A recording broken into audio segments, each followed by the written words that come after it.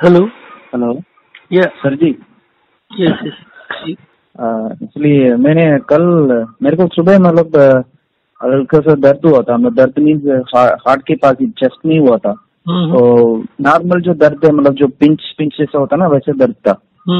फिर मेरे को मतलब मैंने सोचा कि एक बार मैं चेक कर लेता हूँ, मतलब क्योंकि मैं एक हफ्ते से, मतलब 1-2 हफ्ते से मैं वो एक्सरसाइज भी नहीं कर रहा था। तो मेरे को डाउट लगा, फिर भी मैं सोचा एक बार मैं रेगुलर चेकअप के लिए आ जाता हूँ, एक बार ब्लड कोलेस्ट्रॉल चेक कर लेता हूँ। क्योंकि मैंने पहले कोलेस्ट्रॉल चेक किया था मार्च 5 को चेक किया था। उस समय मेरा कोलेस्ट्रॉल लेवल था 136। फिर उससे पहले मेरा 995 था। आपने वो एक्सरसाइज बताया ना, वो एक्सरसाइज वगैरह किया मैंने, उसके बाद वो 136 पे आ गया। 190 से 136 पर आ गया। हाँ बराबर, 60 कम हो गया। फिर मैं 2 हफ्ता मेरे को काम वाम में बिजी हो गया। मेरा भी गलती है, मेरे को भी करना चाहिए, तो मैंने छोड़ दिया था। मतलब थोड़ा रिलैक्स में छोड़ दिया था। फूड में भी थोड़ा कंट्रोल नहीं था, क्योंकि उसके वजह से क्या हो गया, अब मेरे को मतलब थोड़ा मेरे को भी लग रहा था मेरा कंट्रोल मतलब मेरा हट गया, मतलब थोड़ा फूड से। तो इसीलिए मैंने सोचा एक बार चेक कर लेता हूँ दोबारा वो इसी लेवल पे तो ऊपर बढ़ गया क्या है करके। तो देखा तो आज मतलब ऐसा आया डॉक्टर के पास, मैंने बोला ऐसा दर्द हो रहा करके। फिर उन्होंने भी बोला दर्द, हार्ट अटैक का दर्द मतलब वो स्टार्टिंग मतलब स्लो, मतलब हल्का सा रहता है, उसके बाद धीरे धीरे बढ़ता है।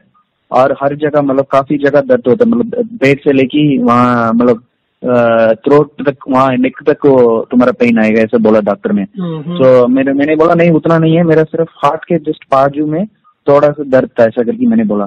और फिर भी उन्होंने बोला फिर हम चेक कर लेंगे तुम्हारा ब्लड टेस्ट, ईसीजी और कार्डियोग्राम, वो जो ये करते हैं ना, अल्ट्रासाउंड करते हैं ना हार्ट को, वो भी किया उन्होंने। ईसीजी भी नॉर्मल था, कार्डियोग्राम भी एकदम नॉर्मल था, कोई इशू नहीं। वो बोला हार्ट का फंक्शन अच्छा है, हार्ट का पंपिंग सब अच्छा है। फिर ब्लड टेस्ट रिपोर्ट आया, ब्लड टेस्ट में कोलेस्ट्रॉल बढ़ गया, 200 है, 136 से 200 चला गया। आपने जब ब्लड दिया था टेस्ट के लिए, तो उससे कितनी देर पहले आपने खाना छोड़ दिया था?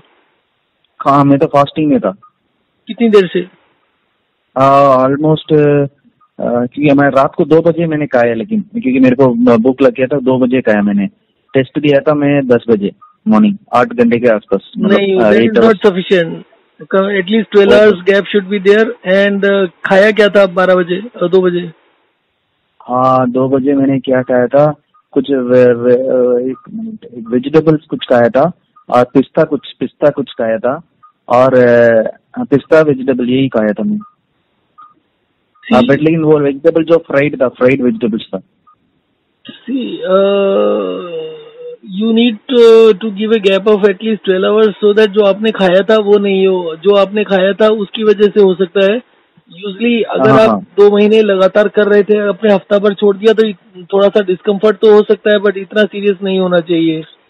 सो according to me there should be nothing no, क्योंकि वो एक्चुअली उन्होंने डॉक्टर ने बोला आपका कार्डियोग्राम अच्छा है, हार्ट फंक्शनिंग सब कुछ अच्छा है, सिर्फ ट्रोपोनिन लेवल जो है 14 होना चाहिए, थोड़ा सा ज्यादा है, 20 है। और वो 20 है मेरे हिसाब से। आप मेरे को ये पूछा उन्होंने, आपका फैमिली में कोई किसी का मतलब हार्ट अटैक का प्रॉब्लम है, ऐसा बोला मुझे। मेरा फादर का 43 में माइल्ड हार्ट अटैक आया था, उसके बाद कुछ आया नहीं। मैं अभी तक 60 years old है, he is still living and he is still taking cholesterol medicine, but no heart attack उसके बाद आया। फिर उन्होंने बोला आपका फैमिली में है तो फिर आपका जी। आपने मेडिसिन बंद कर दिया था? किसने? आपने मेडिसिन बंद कर दिया था? एक बार देखा था मैंने तो मेडिसिन बिल्कुल बंद कर दिया। आपका जो मैंने आपने बोला उसके बाद मैंने एक भी टैबलेट नहीं लिया। देखिए, मेरे ख्याल से तो आपको हार्ट का कोई इश्यूज नहीं है। कई बारी ये जो सिस्टम होता है, इस सिस्टम की वजह से दिखा सकता है। अदरवाइज भी आप बता रहे ना 2 बजे खाया था, उसकी वजह से भी कुछ एलिवेटेड नंबर्स गलत हो सकता है। ओह, बट मेरे को ये एक चीज समझ में नहीं आ रहा जी, जो ट्रोपोनिन लेवल है ना, वो एक्चुअली 20 बोला, 20 इसमें आ रहा है, 20 मिलीग्राम पर लीटर है। लेकिन जो नॉर्मल रेंज आपने गूगल में देखा ना, मैंने भी देखा गूगल में, उसमें लिखा है वो मिलीग्राम पर मिलीलीटर बोला, लिखा उसमें गूगल में। वो ठीक है, वो मिलीग्राम भी नहीं है, मिलीग्राम भी नहीं है, बट आपका रेफरेंस रेंज जो देख रहे हैं ना, उसमें अगर आप गूगल में देखेंगे, इट सेज कि जो इससे पहले होता था टेस्ट, जो सिस्टम जो यूज होता था, उसमें कुछ और रिजल्ट आता था। अभी का जो है ये रिवाइज किया हुआ है।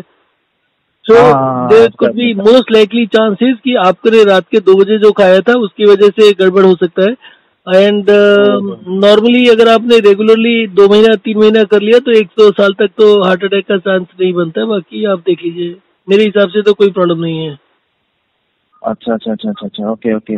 मैं उन्होंने मेरे को यही बोला, मतलब एंजियोग्राम करेंगे, एंजियो प्लास्टिक करेंगे। मेरे को बोला, मेरे को मैं इंटरेस्ट नहीं है करने का, क्योंकि मैं मतलब और दूसरा है उन्होंने एक्चुअली सीटी स्कैन तो रात को किया। सीटी स्कैन जो एक्चुअली उसके लिए उन्होंने इंजेक्शन वगैरह कुछ डाला, उसमें बोला डाई अंदर जाएगा तो पूरा है। उसके बाद हम आपका सीटी स्कैन करेंगे पूरा चेस्ट को।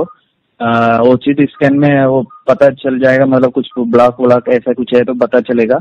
और उसके बाद और सर आपका कुछ मेडिकल इंश्योरेंस है आपका, या आपको पे करना है? हाँ नहीं, मेडिकल इंश्योरेंस है यहाँ पे, फ्री है, सारे फ्री है, कोई पैसा नहीं है। देखिए एंजियोग्राम जो होता है, एंजियोग्राम में तो डाई डलता है और वो डाई का वजह से कुछ इश्यूज क्रिएट हो सकता है, मतलब चांसेस कम बोलते हैं, बट अगर आप गूगल करेंगे तो उसमें अप टू कैंसर भी है और किडनी फेलियर भी है, अप टू हार्ट अटैक भी है। जो डाई डलता है वो कहीं पर ब्लॉकेज भी पैदा कर सकता है। अच्छा अच्छा अच्छा। अदरवाइज भी वो इन्वेसिव है, अदरवाइज भी उसके बाद डाई को बाहर भी निकालना होता है। मेरे ख्याल से तो अननेसेसरी टेस्टिंग नहीं करना चाहिए। आपका हल्का सा दर्द हुआ था, हल्का सा दर्द इज नथिंग। मेनली क्या होता है कि पेन जो होता है वो आपके शोल्डर में काफी जगह पर होता है और थोड़ा सा दर्द नहीं होता है, वो माइल्ड नहीं होता है कभी भी। मेरे को तो बिल्कुल एकदम माइल्ड था एक्चुअली।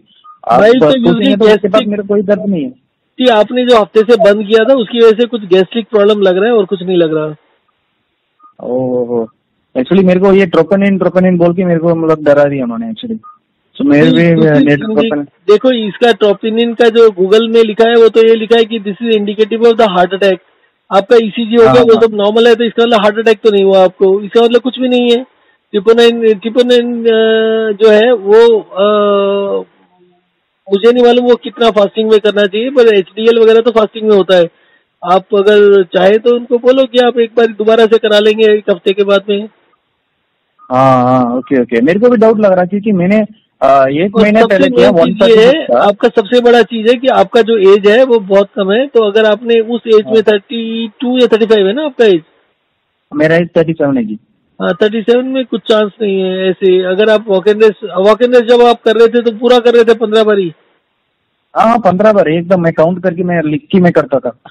और स्प्रेड आउट करके कर रहे थे दिन में, मतलब मॉर्निंग में इवनिंग में कर रहे थे या पूरा दिन कर रहे थे? मेरा कोशिश तो पूरा स्प्रेड का ही था, स्प्रेड ऑफ का ही था। हाँ तो फिर कोई दिक्कत नहीं होना चाहिए। हाँ ठीक है, फिर दिक्कत नहीं होना चाहिए मेरे ख्याल से।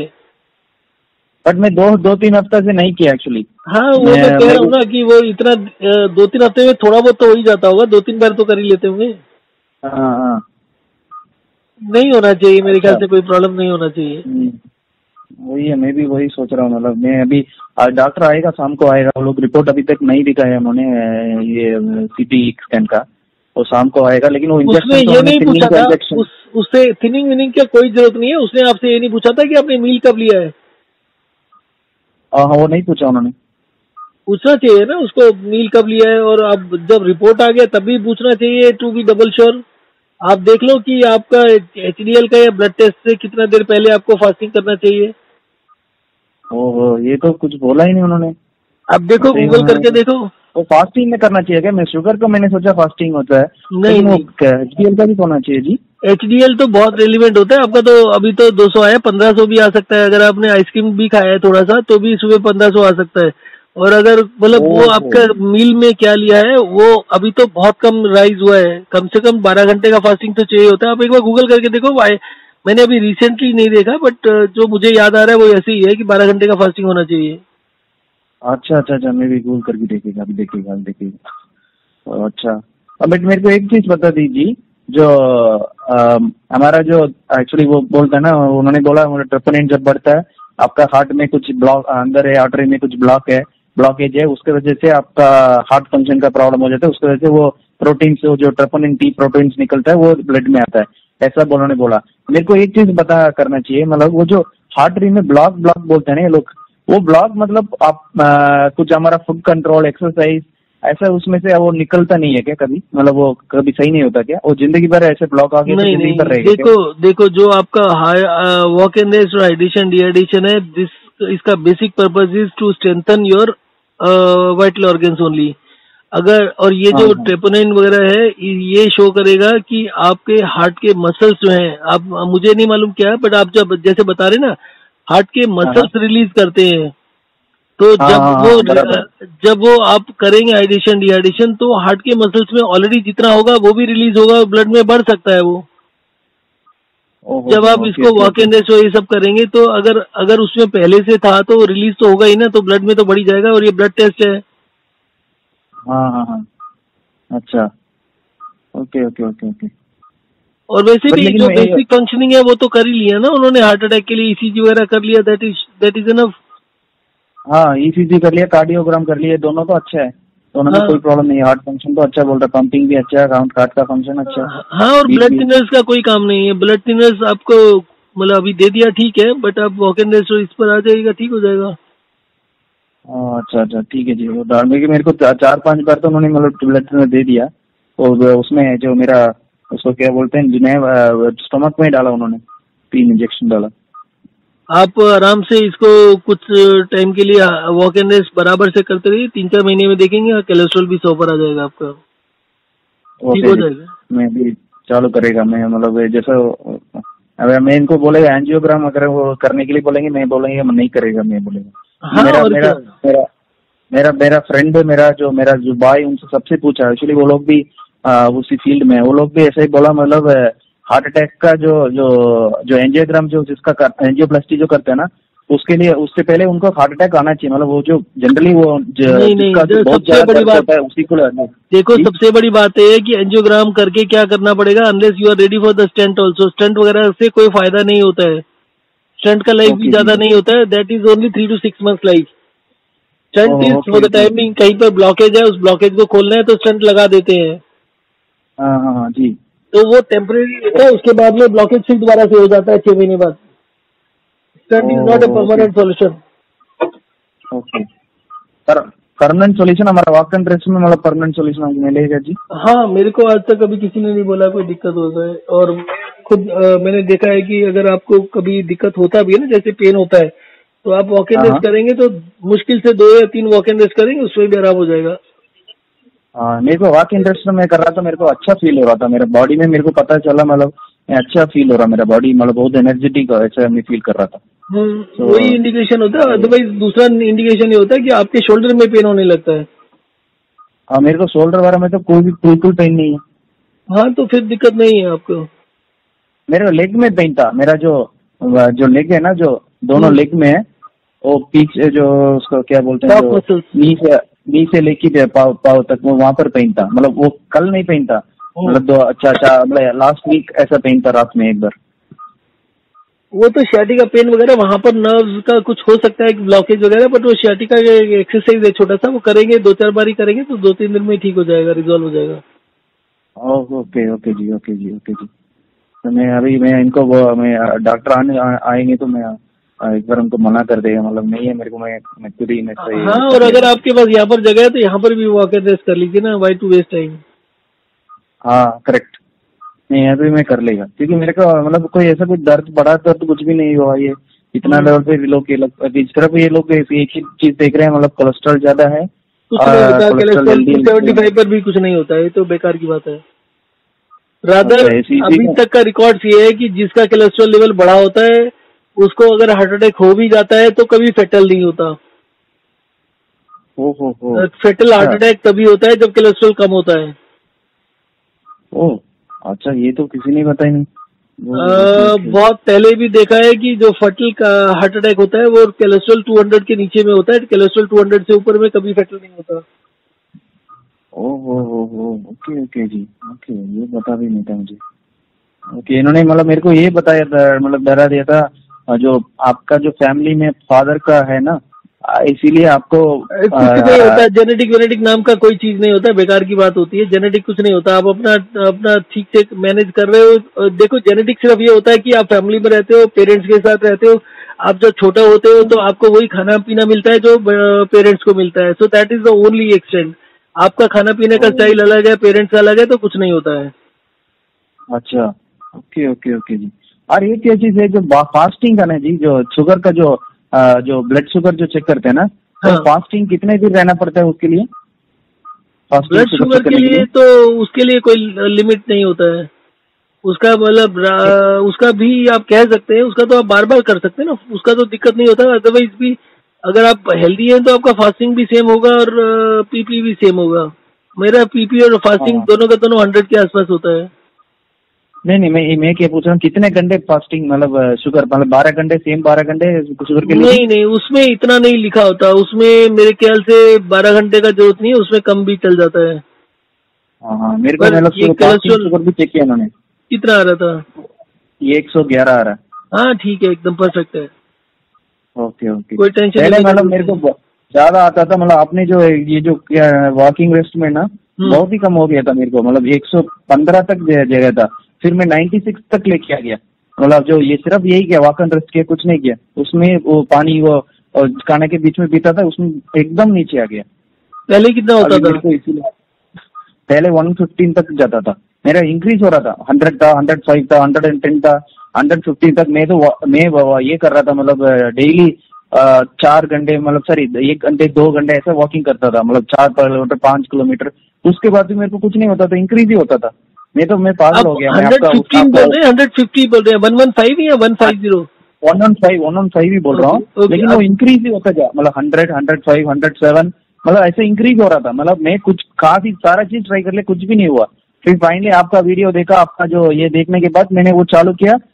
आप मानेंगे, एक्चुअली 3 दिन में मेरा कम हो गया, सिर्फ 3 दिन में कम हो गया मेरा, 96 आ गया। और उसके बाद भी कम ही चल रहा था? उसके बाद भी चेक किया आपने? उसके बाद ही ऑलमोस्ट 1 साल हो गया, अभी 1 साल से ज्यादा हो गया, एकदम एक बार भी बढ़ा नहीं वो। अच्छा, बढ़िया। सच में नहीं, तो अभी बहुत तो बहुत ही मतलब। अभी तो जी इवन चलिए। टाइप 1 के डायबिटीज में जिसका 300-400 आ रहा है, उसका भी 50 पर आ गया है। मतलब ये काम तो करता है, बहुत बढ़िया ढंग से काम करता है। वो तो ओनली डिफरेंस इज कि लोग इसको ठीक से करते नहीं है। हाँ सच में, ये तो मैं मानता हूँ। शुगर के लिए तो आपका जो एक्सरसाइज है ना, वो तो बहुत ही बढ़िया टेक्निक है। इससे ज्यादा मतलब कुछ नहीं करने की जरूरत ही नहीं है इसके अलावा।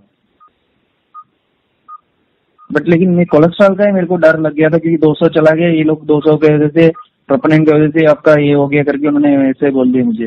देखिए, तो मैं मेरे आपको को अपना अभी तो फीडबैक देता हूँ। मेरे कोलेस्ट्रॉल 275 तक भी गया हुआ है, ये ओहो एलडीएल। और अभी मैंने जो ओहो 2 साल पहले कराया था, उसके बाद मैंने बहुत साल पहले, 10 साल पहले जब करा रहा था, तो मैंने 8-10 टेस्ट कराया था। कभी 250 आता था, कभी 240 आता था, कभी 275 आता था। और जो मैंने ओके लास्ट जी। टेस्ट कराया मेरा 100 पर था, जबकि मैंने कभी ब्लड थिनर नहीं लिया, कभी कोई लिपिड प्रोफाइल ये जो होता है कम करने के लिए वो नहीं लिया।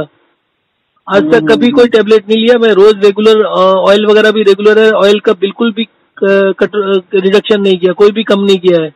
उसके बावजूद वो ओ, अपने आप से लाइन अप हो गया है इसी से। अच्छा सर, मेरे को मतलब इन्होंने ये थिंग सही, शायद फैमिली फैमिली फैमिली बोल के मुझे मतलब बहुत ही डरा दिया। मैं नहीं उसकी वजह नहीं, से कुछ फिर नहीं मैंने होता। मैं अपना नहीं फैमिली का होता। बताऊं तो मेरी मदर को भी हार्ट अटैक है, इसका प्रॉब्लम था, हार्ट का प्रॉब्लम था, बीपी था, शुगर था, सब कुछ था। मेरे फादर को भी ब्लड प्रेशर और किडनी का इश्यूज था। और मेरा ओ, एज भी अभी तो 58 है। तो मुझे अभी तक हाँ। कोई भी प्रॉब्लम नहीं है। मैं कोई भी किसी भी तरीके का मेडिसिन नहीं लेता हूँ और कुछ भी एक्सरसाइज योगा वगैरह नहीं करता हूँ, बस यही है। ओहो, तो आपका मतलब बहुत बड़ा इंस्पिरेशन है लोगों को, मतलब। तो ये तो मैं कैसे आज शाम को आएगा तो मैं उनको बोल देगा, नहीं मैं कर लेगा, मैं जी अपने आप जी करेगा।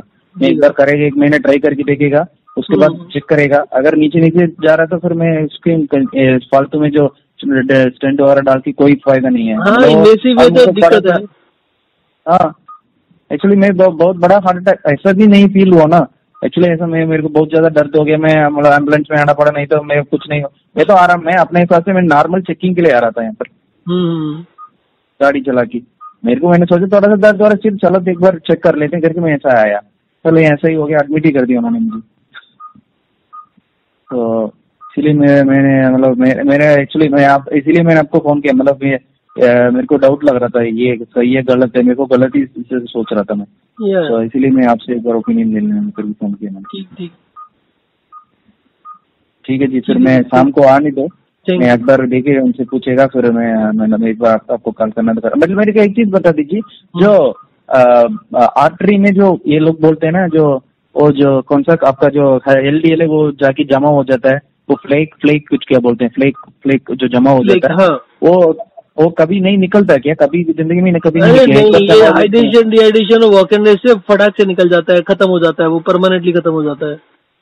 ओह ये तो ओके। मेरे को लोग बोल रहा है, डरा रहता है आपको एक बार जमा हो गई तो फिर जिंदगी भर वो जमा ही रहता है, वो कुछ नहीं कर सकते आप। नहीं देखिए, जितना भी आप मेडिसिन लेते रहेंगे ना, आप मेडिसिन ले लीजिए, आप जो मर्जी ले लीजिए, वो खत्म नहीं होगा, क्योंकि उसका बेसिक फिलॉसफी होता है, जैसे जिसको हार्ट का प्रॉब्लम होता है उसका मुंह सूखने लगता है, उसका फ्लूइड इंटेक बढ़ जाता है, चाय का इंटेक बढ़ जाता है, उसका मेटाबॉलिक रेट गिरता रहता है।